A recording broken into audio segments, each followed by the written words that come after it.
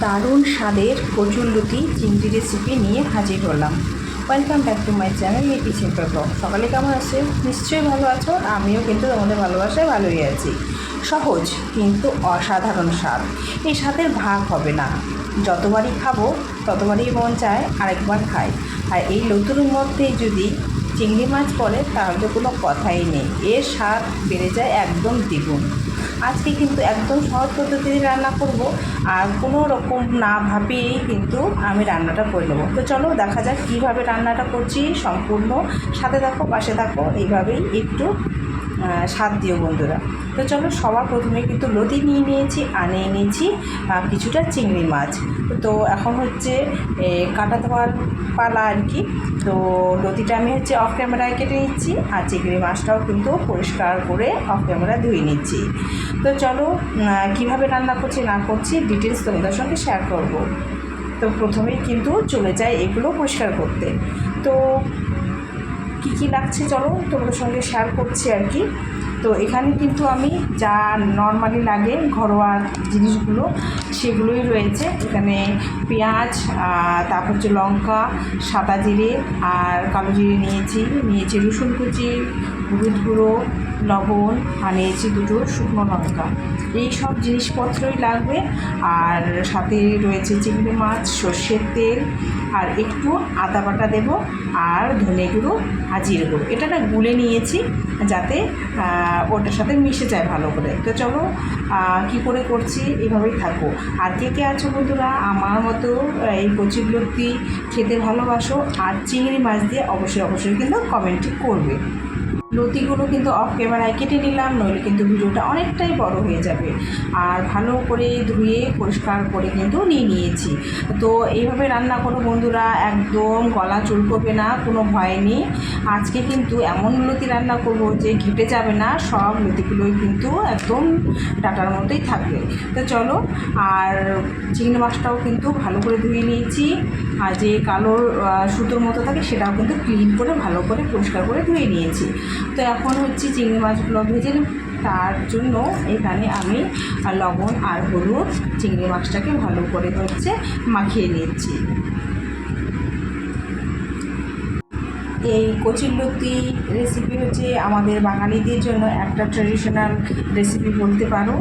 তো এটা কিন্তু অনেক আগের পুরনো রেসিপি। এটা আজও কিন্তু খুবই জনপ্রিয়, এখনও কিন্তু প্রত্যেকেই পছন্দ করে। তো চলো আজকে তোমার সঙ্গে এটাই শেয়ার করতে চলে এলাম। আমার কিন্তু এখানে কিন্তু হলুদ আর লবণ ভালো করে কিন্তু মাখানো হয়ে গেছে। তো এখন চলো এগুলোকে ভেজে নিই। তার জন্য হচ্ছে গ্যাস ধরিয়ে কড়াইটা বসিয়ে দিই। এদিকে কিন্তু আমার কড়াই গরম হয়ে গেছে। তো দিয়ে দিলাম হচ্ছে পরিমাণ মতো সর্ষের তেল। আমি সর্ষের তেলেই রান্নাটা করছি, তোমরা রিফাইন অয়েল দিয়েও করতে পারো। তো আমাকে আবার রান্নাটা সর্ষের তেলেই বেশ ভালো লাগে, আর পকোড়া জাতীয় যেগুলো রয়েছে সেগুলো রিফাইন অয়েল দিয়ে করি। তো চলো প্রথমে হচ্ছে চিংড়ি মাছগুলো ভেজে নিই।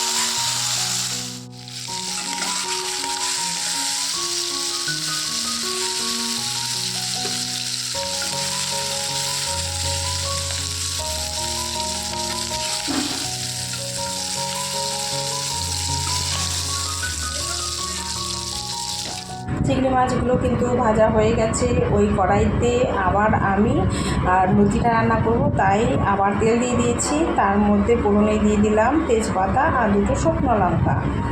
তারপর দিয়ে দিব সাদা জিরে আর কালো জিরে, যেটা তোমাদের সঙ্গে শেয়ার করেছিলাম সেটা দিয়ে দিলাম।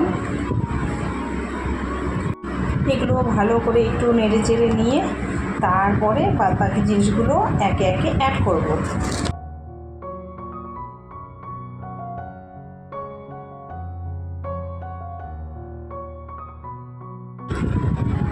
এখন এর মধ্যে আমি দিয়ে দেবো রসুন কুচি। রসুন কুচিটা দেওয়ার পর এটাকে নেড়ে চেড়ে তারপরে এখানে আমি পেঁয়াজটাও দিয়ে দেবো।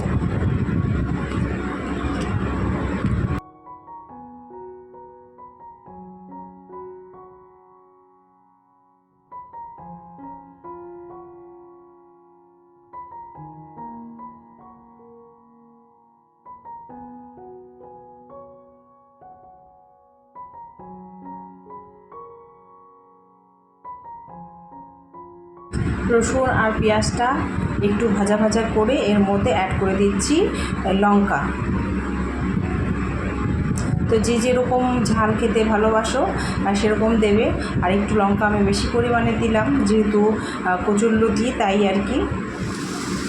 এই যে ভাজা ভাজা মতো হয়ে গেছে, এর মধ্যে এখন অ্যাড করে দিচ্ছি কচুরলতিগুলো।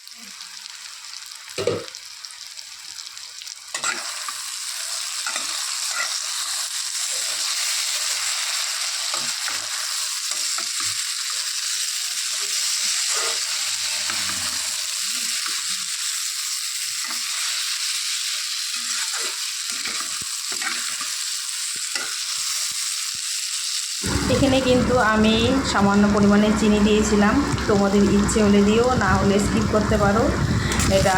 আর যদি বেশি মিষ্টি খেতে পছন্দ করো তাহলে বেশিও দিতে পারো। তো ভালো করে একটু ভেজে নিচ্ছি যাতে না চুলকোয়। আর বিশ্বাস করো বন্ধুরা, একটুকু ধরেনি, খেয়েছিলাম। তো তোমরাও কিন্তু অনায়াসেভাবে রান্না করতে পারো। মোটামুটি আমার কিন্তু ভাজা কমপ্লিট হয়ে গেছে। আর এখানে কিন্তু আমি গরম জল ইউজ করেছি। তো গরম জল আমি একটু দিয়ে দিলাম, যে যতটা মাখো মাখো করবে আর কি। তারপরে এই চিংড়ি মাছটা এর মধ্যে এখন অ্যাড করে দেবো। তা আমি তো বেশি ঝোল করিনি, আর বেশি ঝোলও করিনি, বেশি শুকনোও করিনি। তো পরিমাণ মতো দিয়েছিলাম। তো যে যেরকম ভালোবাসো তোমরা ওরকম দিয়ে দেবে। তো এখন চিংড়ি মাছটাকে আগেভাগেই দিয়ে দিলাম, যাতে ওটার সাথে ভালো করে মিক্সড হয়ে যায়। আর দেখো আলতো হাতে নাড়িয়ে দিচ্ছে। আর দেখো একদম লতিগুলো ঘেটে যায়নি, একদম যেরকম কেটেছিলাম সেরকমই রয়েছে, দেখেছো? তাই তোমাদের সঙ্গেও শেয়ার করলাম। তো খেতে এতটা স্বাদ লাগে এই লতি চিংড়ি, সত্যি এর স্বাদের একদমই ভাগ হবে না। খুবই খুবই ভালো লাগে। আর তোমাদের কেমন লাগলে অবশ্যই কিন্তু বলবে।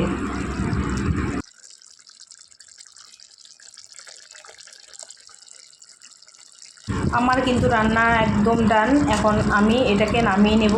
তো চলো তোমাদের সঙ্গে শেয়ার করছি কেমন হলো। তো এই যে ফাইনাল লুক তোমাদের সঙ্গে শেয়ার করলাম।